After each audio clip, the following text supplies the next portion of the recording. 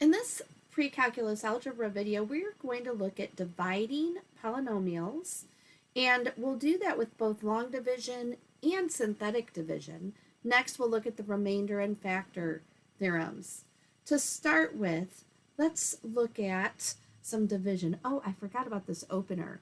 What a fun opener. What happened to my sweater? By the end of the section, in the homework section, if you look in the textbook, you'll work with a polynomial function that models, okay, this is a little bit disgusting, but it models the number of eggs in a female moth based on her abdominal width. The techniques of this section provide a new way of evaluating a function that can help find out how many moths were eating your winter sweater. So make sure you pay attention to that, right? Well, we're going to, as I mentioned, we're going to be able to do this problem. Do you see this worked out to the left? I know it looks a little scary. So before we go there, let's take a trip down memory lane and go back to 5th grade for just a minute. Was this you in 5th grade? You were so excited about your math. I had a great 5th grade experience. I had Miss Henry for 5th grade, and she was an exceptional teacher. I'm so thankful for a number of things that happened in that year for me, and especially how far advanced she helped us move in mathematics. A big part of 5th grade arithmetic is learning how to do long division. So by a trip down memory lane, I mean, before we jump into this kind of division that you see here worked out on the left, how about if we just do this basic division with numbers? 374 divided by 5. Now put the calculator away. We're going to do it with the old-fashioned longhand, long division, and work out each step and talk through the different steps. So go ahead and pull out your paper and try that. 374 divided by 5. I'd encourage you to pause the video. Wait, don't watch me do the division, but practice your hand at doing that division and remind yourself what the different steps are. Okay, let's jump in. You see, I've already worked some of this out. To start with, you want to recognize, let me get a highlighter here for you. Just to start with, you want to recognize that the divided by part, so in this case, divided by the x minus 4 when we get to the polynomial, is what goes outside the bracket, right? And what we're doing is taking this 37, because 5 didn't go into 3. So 37 divided by our divisor 5 gave us 7. So the first step was to divide. And when we did 37 divided by 5, we got the quotient 7. That was the first step. Next, do you remember what you did? 7 times 5? And that gives us 35, a product of 35. So we did 5 goes into 37 7 times. 7 times 5 is 35. And then the third step, 37 minus 35, equals 2. Once we've completed that, what we're ready to do, so here was a minus, 37 minus 35. What we're ready to do is start all over again, so we bring down the 4. Let's just talk through these steps really quickly. The first step was to divide, the second step was to multiply, and then we subtracted and bring down. Let me tell you that many students in 5th grade did not have a positive experience. Maybe it's because they didn't have a teacher as good as Miss Henry. But for long division, many students struggle with this. It's often not the individual pieces, the adding, the subtracting, the multiplying, the dividing. What it is remembering this algorithm, this step by step. What do I do next? What do I do next? So if you could remember this, divide, multiply, subtract, bring down. One way to remember that, think of a traditional family, dad, and then mom, and then sister, and then brother. If you can picture a family where the sister was older, dad, mom, sister, brother, divide, multiply, subtract, bring down. If you can keep those steps straight in your mind, then you'll be able to divide with no trouble at all. Let's continue this division problem. So we did the 37 divided by 5 is 7. 7 times 5 is 35. 35 subtracted from 37 gave us 2. And then we were ready to bring down. So we brought down the 4. Now we have 24 divided by 5 is 4. So I'm going to put that quotient 4 on top. 4 times 5 is 20. And then 24 minus 20 is 4. So our remainder, 374 divided by 5, our remainder was 4. Do you see this, that I could write the remainder as plus 4 out of 5? I could write this as a mixed number, 74 and 4/5. But I could write that remainder as plus 4 out of 5. Now that we've seen a review of long division with numbers, let's transfer that over to the long division of polynomials. I've written the division out into the division bar, but notice a couple things here. Do you see where I put some placeholders? There was no x cubed term in here. So I've filled in a 0 x cubed. There's no linear or constant term rather here after the 6x. So I filled in a 0 after the 6x. That is the first step as you write the long division problem out, as you write the 4x to the 4th minus 4x squared plus 6x under the division bar. Make sure you fill in any missing terms, starting with the lead degree. So we have our x to the 4th. Anything that's missing from x to the 4th down to the constant, we have to fill it in. So if it's x to the 4th is the highest degree, there's going to be an x to the 4th, an x cubed, an x2, an x1, and an x0, which is 1. X to anything to the 0 power is 1. So 1, that x term turns to a 1. So we get a constant. But you'd have 1, 2, 3, 4, 5 terms inside the fraction bar for 4x to the 4th. This one over here was x to the 4th also. Notice that there was 1, 2, 3, 4, 5 pieces under that division bar. In that case, do you see how they've filled in a 0x squared because there was no x squared term in there? So that's the first step, is to fill in the terms that are missing, any terms that don't fill in any of the gaps. Now we'll use the same process that we use for long division of numbers. So we start with divide. 4x to the 4th divided by x. We take the first term of the number inside the bracket and outside the bracket. So the 4x to the 4th and the x, and divide those. We'd get 4x cubed.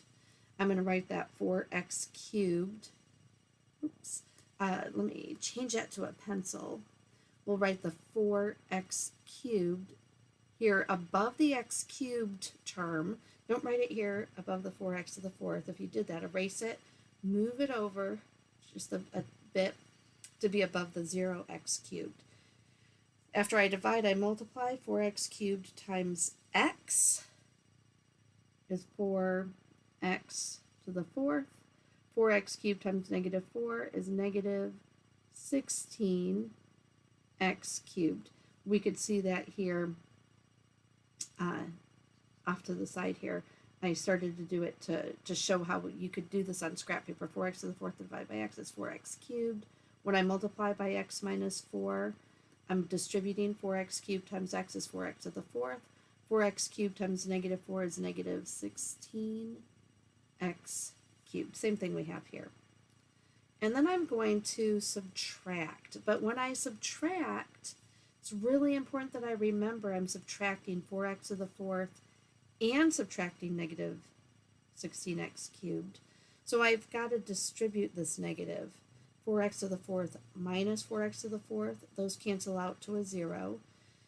0x cubed minus negative 16x cubed. That's going to be a positive 16x cubed, not negative. Do you see why it's positive? Let me show you, and the reason I'm highlighting this is because of any mistake, this is the most common mistake, is in the subtraction step. So one way that we could approach this is we can distribute that negative. So actually change the negative to adding, and then just distribute that negative to the 4x to the fourth. So we have negative 4x to the fourth, distribute it to the negative 16x cubed, so we have positive 16x cubed. And you see adding these is a lot more obvious. The 0 plus 16 is more obviously 16, more obvious than a negative 16 subtracted, which changes to the positive. So if you are prone to making small mistakes, I'd recommend this extra step of simply changing that subtraction to adding, and then distribute the negative to each of the terms after. All right, so we did the divide and got 4x cubed. We did the multiply, got 4x to the fourth minus 16x cubed. We did the subtracting and got 16x cubed. And now we're ready to bring down that negative 4x squared, and then we can start all over again. So now I have 16x cubed divided by x is going to be 16x squared. 16 divided by 1 is 16. X cubed divided by x is x squared, because 3 minus 1 for the exponent property of division is 2. Or you could think of it as 16x times x divided by x. And you see that one pair of x's divides out, so we're left with 16x squared. So we have 16x squared, and we're going to multiply that times our divisor, our x minus 4. Excuse me. So we get 16x to the third minus 16 times 4, so that's 64x squared.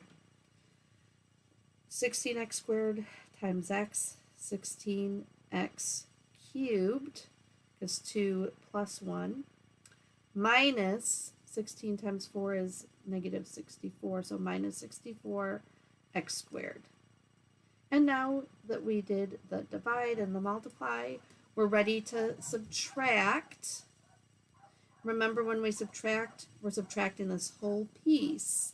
16x squared, or rather x cubed minus 16x cubed, those cancel out to 0. Negative 4x squared minus negative 64x squared. Phew, it's not really easy to do mentally, is it?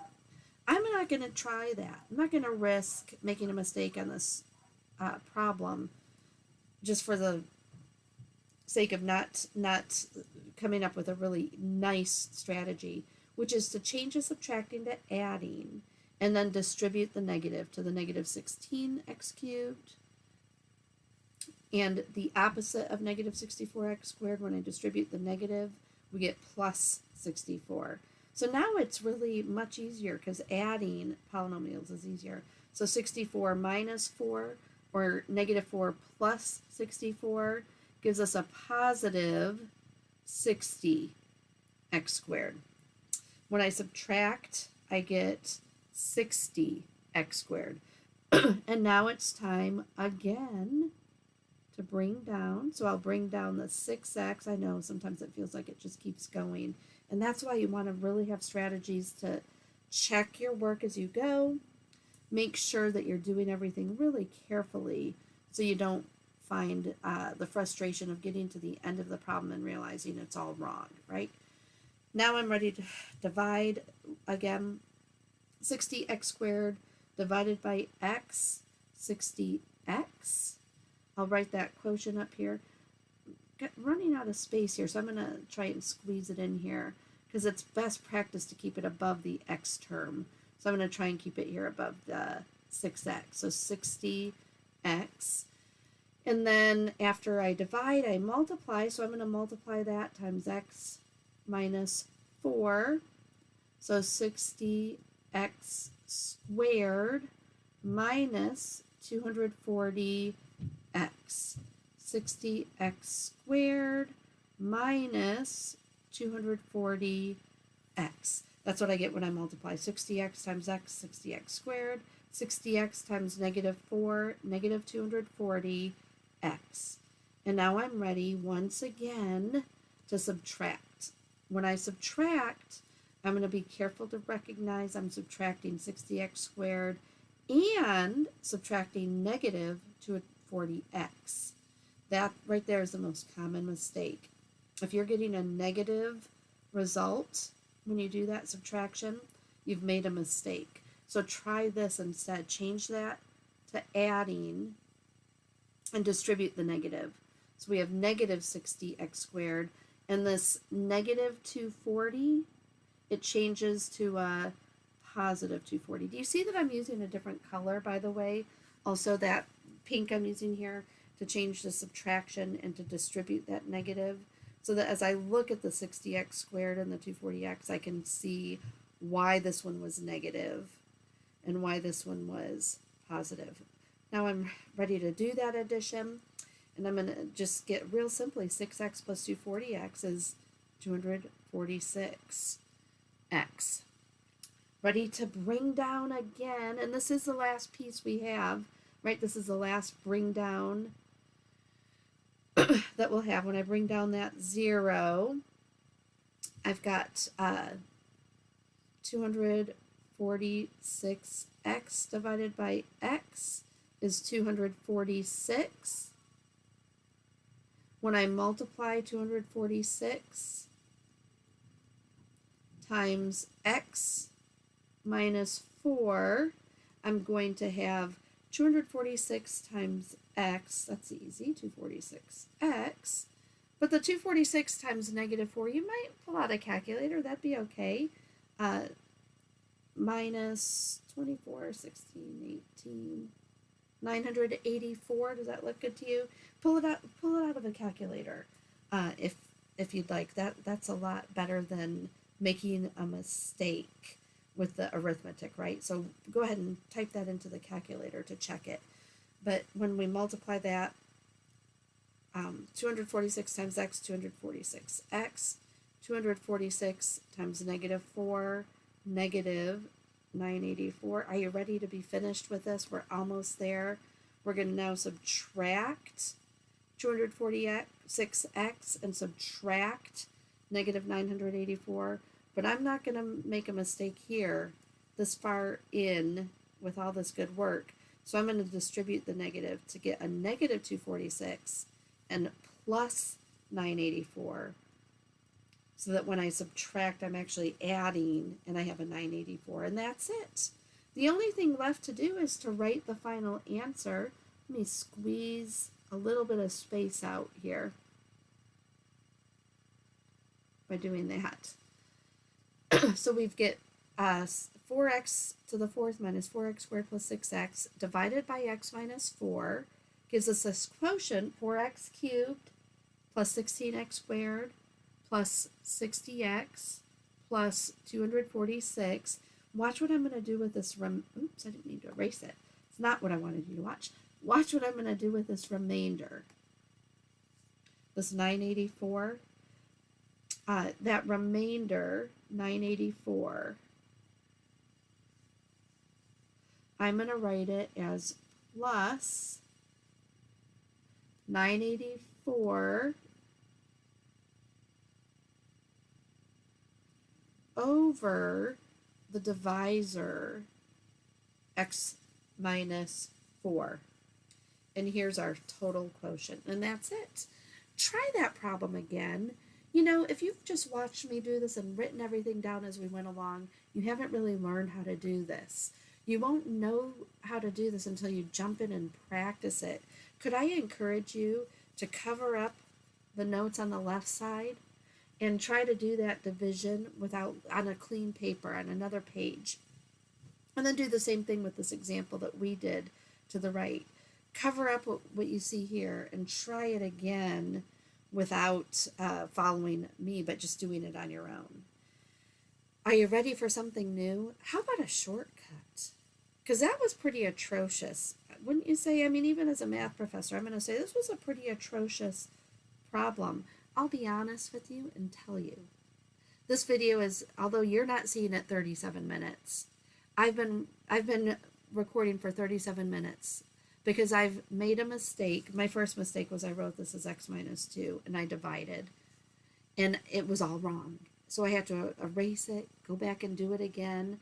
And then the next time I did it, I forgot to put this plus 0 in this placeholder and everything was wrong. I had to erase it, go back and do it again. It's not an easy problem to do meticulously and to get it precise and perfect every time. But with practice, you can do this. I'd encourage you to practice now with both these problems. The problem on the left, take out a scrap paper, a plain, clean sheet of paper, try this again, and try this one on the right again, so that as you practice it, you're less and less likely to make mistakes. But there is another way. Do you want to see it? Oh, this is so fun. Instead of doing this out long division, 3x squared plus 7x minus 20 divided by x plus 5. I'm going to go ahead and do it here, but I'm going to just run through it really quickly.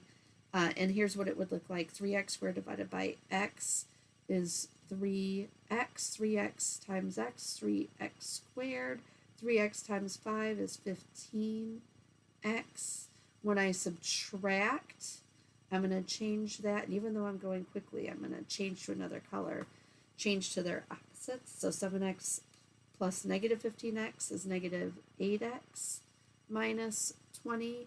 I'm going to, I got the minus 8x and then bring down the negative 20 and then divide again. 3x was the first term in the quotient, but now negative 8x divided by x is negative 8. And then negative 8 times x, negative 8x, negative 8 times 5, negative 40. Subtracting, I'm going to change that to the opposite, so distribute the negatives. So I get negative 20 plus 40 is plus 20. So I could write this as 3x minus 8 plus 20 over the divisor, x plus 5. This was a pretty short one, but let me show you what I could do to make this easier. Because have you heard me say a few times that the most common mistake is with the subtracting?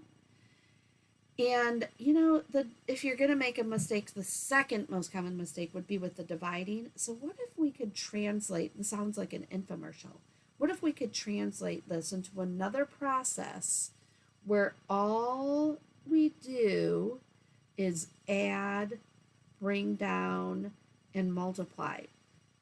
No subtraction, no division, no messy x's. What I've done is I've pulled out the coefficients. Let me point those out to you here. We've got a 3,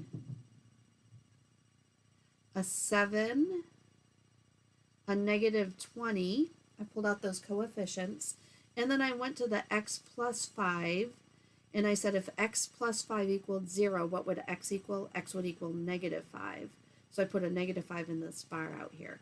Now, just like before, with the example before, if there was a missing term, so for example, if the 7x wasn't there, we'd want to fill in its place with a 0. You could see that process over here for the x cubed, and then it jumps to minus 7x. Do you see the numbers that they wrote? 1 and then a 0 for 0x cubed. Minus 7 for the negative 7x. Minus 6 for the constant. And then in the little bar out to the left, the little brackets, it was a negative 2, because if x plus 2 was set equal to 0, and we solved for x, we'd get that x equals negative 2. Watch what's going to happen for this synthetic division. It's different, but it's really not very hard to do if you practice it a few times. Everyone needs a different amount of practice. You might be able to do this one time and have it down. Most people need to do it 3 or even 4 times before you really have the process. And then you'll have to review the process again when you go back to do it again. Here's the process for synthetic division.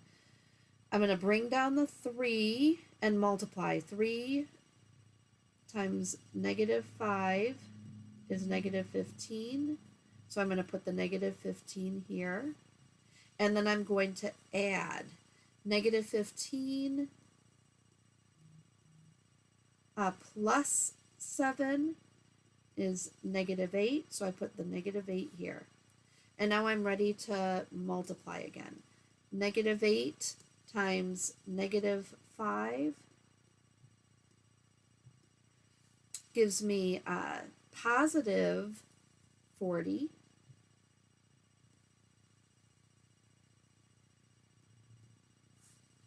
So I'm going to put the 40 here. And then 40 plus negative 20 is 20. So I'm going to put the 20 here. Do you see that's the same numbers? 3, negative 8, 20. So now all I have to do is take these numbers. Let me write them out again. 3, negative 8, negative 20. And translate this into an answer. If I had x squared divided by x, that's going to start with an x. So the variables I'll put in, I'm going to start 1 less than x squared. So x, and then x to the 0 would just be the constant. And then this is going to be the remainder. So I'll write it over the x plus 5, over the quotient. And that's it. I get the same answer as I did with the long division process. Try that a few times. Now, one catch to synthetic division, it only works when we divide by a linear term. So when we have a flat x with the constant. So the x plus 2, not even 7 x plus 2. It's got to be just an x plus or minus something. But when you do get those cases, it makes it much easier. I'd really encourage you to practice that. Make sure you get good at doing that remainder, or finding the remainder using the synthetic division. Speaking of remainders, let's look at the remainder theorem. The remainder theorem tells us that if a polynomial is divided by x minus c, then the remainder is f of c. Watch this. If you want to find f of 4, what we did before was we said f of 4 equals 2x cubed minus 11x squared plus 7x minus 5. Some of you really had challenges with this because there was so much arithmetic involved, right? But if I wanted to find f of 4 is 2 times 4 cubed minus 11 times 4 squared plus 7 times 4 minus 5. Well, there's another way to do this problem. Go ahead and work that out on your calculator if you want to. But here's what we'd get. You should get a negative 25, by the way. But here's what we could do using synthetic division. I've got a 2, a negative 11, a 7, and a negative 5. I don't need any placeholders. And I'm finding f of 4, so I'm going to put a positive 4 in here. Don't be confused with the synthetic division when I did x minus, or when it was x plus 4 that I was dividing by. That bracket was a negative 4. But why was it a negative 4? Because if I set x plus 4 to 0 and solved, I got a negative 4. Well, we're doing something a little different here. We're saying find f of 4. So when you're finding f of 4 and you use the synthetic division, you actually put that 4 here in the bracket.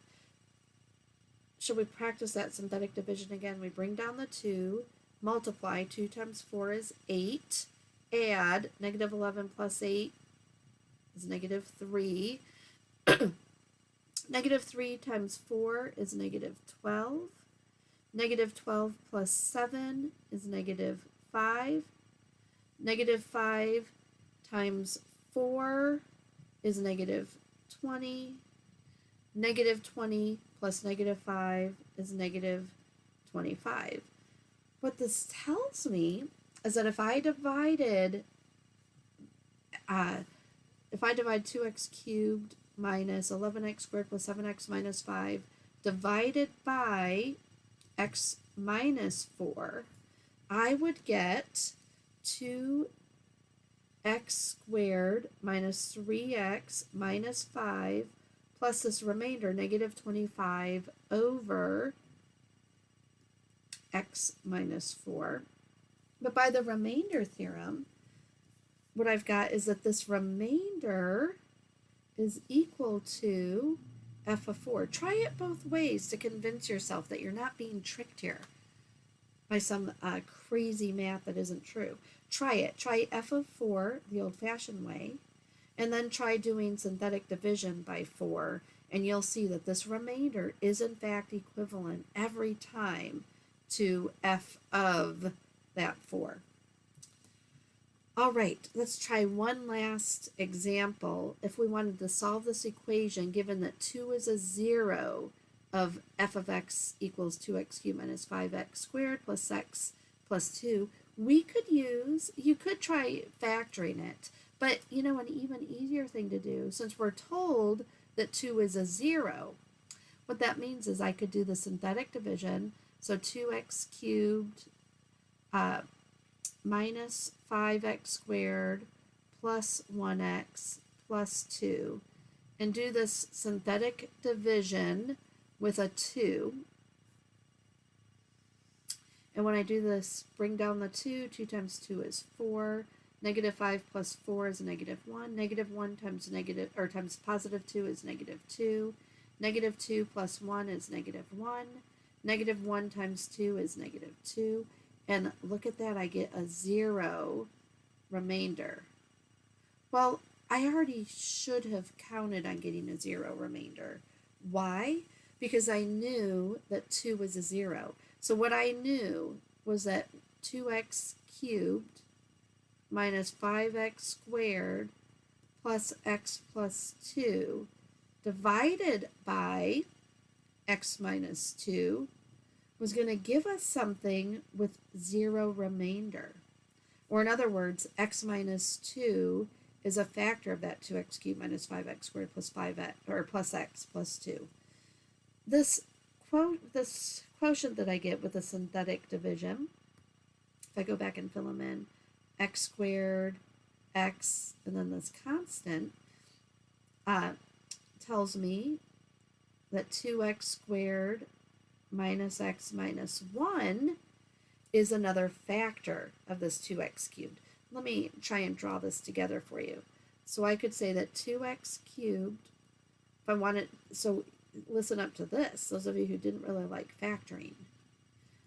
If I'm told that 2 is a 0, that's a clue that x minus 2 is a factor. But when I did the synthetic division, I found another factor, the 2x squared minus x minus 1. So if I'm trying to find the zeros, I'm going to set each of these two factors to 0. So I've got x minus 2 is 0, so x equals 2. Well, that's the one I already had. But if I set this 2x squared minus x minus 1 equal to 0, I could factor this.